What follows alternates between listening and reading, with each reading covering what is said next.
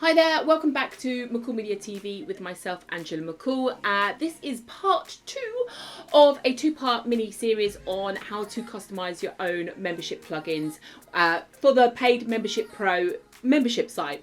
Okay, so basically in part 1, which I will put a link to up here, we basically looked at how to manipulate some code using some of the shortcodes and how to collect some data from the database and manipulate and do a calculation on a date field. Now that I've got my code working, I need to get it out of my Visual Studio or my text editor or my code editor, and I need to save the file and get that file now into my membership website hosting account or in the admin area and actually make it populate my website pages. And that's what we're covering in today's video. So if you haven't and you're not familiar with it, just go and watch my previous video. It's only a couple of minutes long.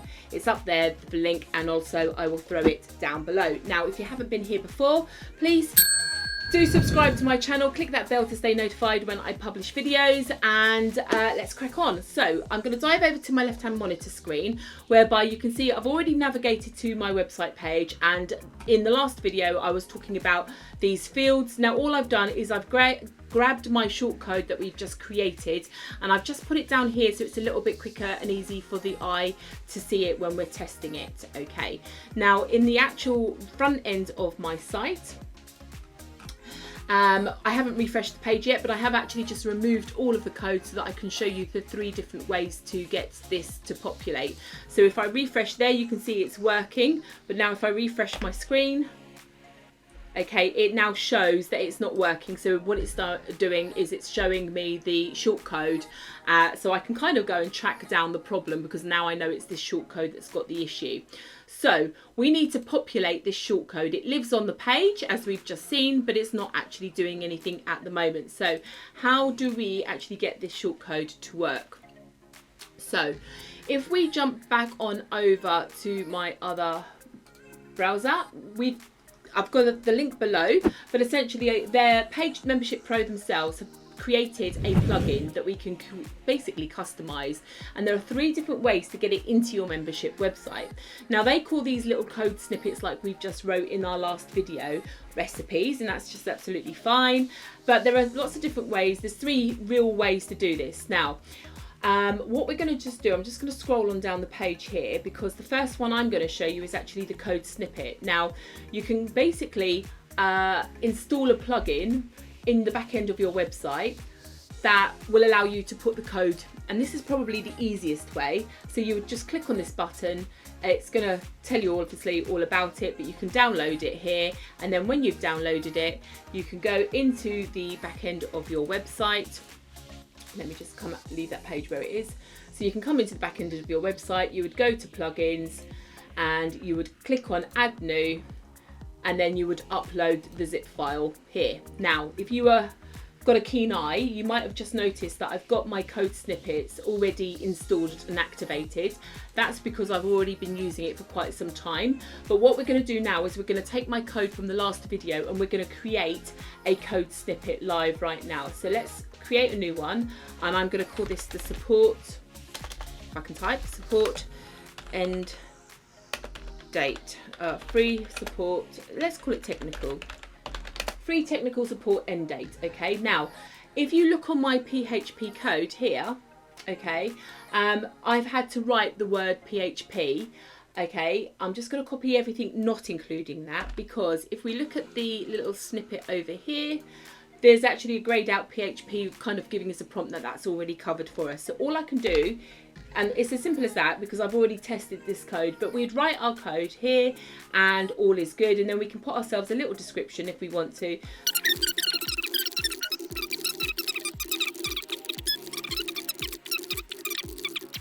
Right, so now it's kind of remind myself what's going on, so I'm going to hit save. Okay, so it doesn't look like anything's really happened here. Now, with a little bit of luck, if we come back to the front end of our website, and remember I've also brought the field down here so it's easier for you guys to see, and I refresh, with a little bit of luck, there we go. My code obviously works, which is the first thing, but essentially now you can see how quick and easy it is to populate the Paid Membership Pro site that you're customizing with some of your own required fields. Okay, so you just saw method number 1 there.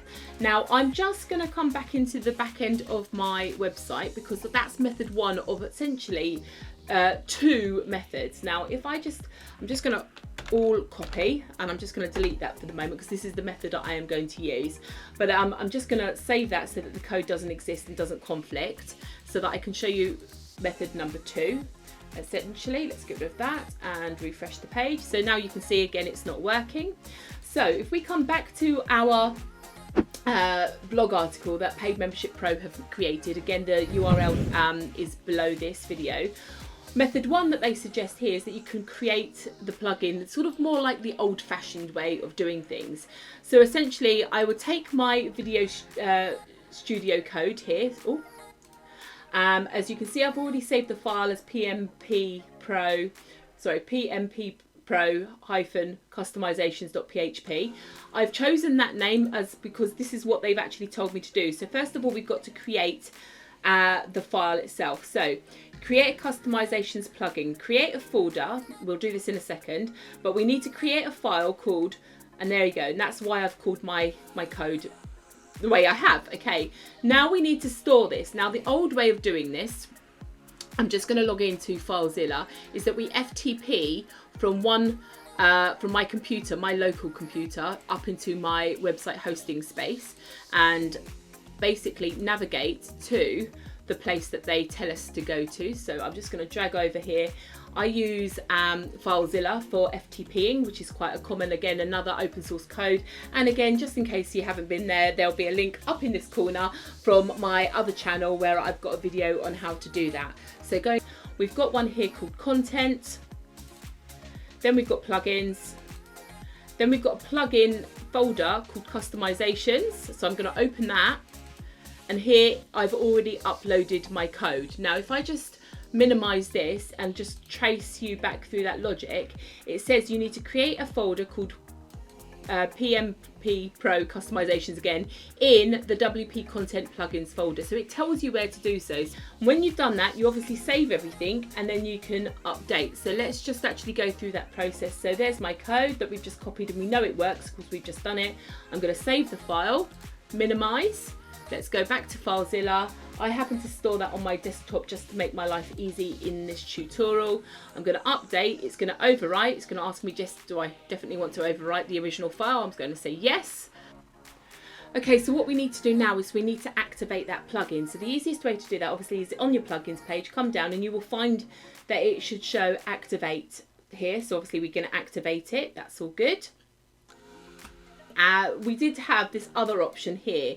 So what you've got, so this option 2 is the method we've just done as a way of like the old-fashioned way of FTPing the file into our membership website. The other way is to upload a blank PHP file. Now, I'm going to do this to get this one to work for you. So first of all, I'm going to download it. And before anything else happens, it's going to clash with what we've just done. So I'm just going to literally delete this now. So it's no folder existing with that name. So it's not going to cause an error when we upload. So if I come back out of here and we go into this now. So if we go up to my downloads and my downloads folder, you can see I've already done one this morning, but you can click on this in a second. We need to remember it's in the downloads folder, but this is what we're going to upload. So in the back end of our website, we are on the plugins page. We're going to click on add new. In its full zip version, we've not unzipped it. We're going to click on install now. Now what this is going to do, I'll show you that this isn't going to work. Obviously we're going to activate, but what this is doing is creating a blank file for us. Okay, now if we come on down here, oh, it's already activated it instantly as part of that. That's all good, so we're good. But if we actually now refresh that front page of our site, but as you can see, this isn't working still. And the reason being is because you just saw when we was doing the old-fashioned way of uploading, we had deleted this. If I refresh it now, you should see that the folder has reappeared, and when we go in there, there is this file, but it's not the same as our version. Okay, so I'm just gonna, let me just create a different folder so I don't overwrite it. Let me just put this as a test folder. So there's my test folder on my desktop. So let's put that in here now. Okay, so I'm just taking it now from the server onto my local desktop. And then if we go back to Visual Studio and we open that, so File, Open File, okay, and we go to my desktop, there's my test folder. So this one here is my code, but we open the test. Okay, you can see that the actual code itself, it's just a plain, so it's like they've given us a template on how to get going. Okay, and all I did earlier on today when I was going through this process is I then started playing with my code using that example script from Andrew, fiddled around, got it to working the way that I wanted it to work, and then all I did was I took my version on my desktop, where has it gone here, and then I've overwritten the one in the server where my website hosting is. Now that I've just done that action and you've just seen it, if I was to refresh the page now, you can see here now that's how I've got my code to work that way. So that's 3 different ways that you can actually now populate your code and your custom code on the website. I know that was a little bit fiddly in a few ways for you with the second option, but I wanted to walk through that because for people who aren't so familiar with this process, that can be quite a daunting and quite a challenging process to kind of figure out for the very first time. So if we very quickly recap and just clarify what we've just done there. So in the first video we wrote the actual code, and in this second video we've had 2 different methods to upload that code to our site. Method 1 that they advertise on this blog article basically has 2 different ways of doing it. You can download the blank Customisations plugin and then upload the zip file, which will give you the blank template. You then take a copy of that blank template, write your code, and then upload it when you're done. Option 2 is that you manually create that path for where it lives. So you know how to name the file. You will basically create a folder in this path within your website hierarchy, and you will again FTP. So basically method 1 here is all about FTPing, as it even says there, from your computer to the website. This is like old school. This is how we did it back in the day before WordPress came around. And so the method 2 is to use the code snippets that I showed you at the beginning of the video, where you install the plugin and then just create your own little snippet of code. So that brings us to the conclusion of this video today. I hope that makes some sense to you, and I hope that clears up some confusion, or not necessarily confusion, but some sort of apprehensions or anxiety about how to actually do this. It's a lot simpler than it actually first looks. It's essentially about writing code that is obviously technically correct and making sure that the file is named the right name, lives in the right named folder, and the folder is located in the correct location in the website hierarchy in the back end. So that's it from me today. If you haven't already, please do subscribe to my channel. Click that bell to stay notified. I create my videos out of passion and love. At the time of making this video, I still haven't got myself monetized, so I earn absolutely nothing for my efforts. I just want to make sure that you guys don't get yourself stuck and want to basically empower you in your small business endeavors. Thank you very much for watching, and I'll see you on another video real soon.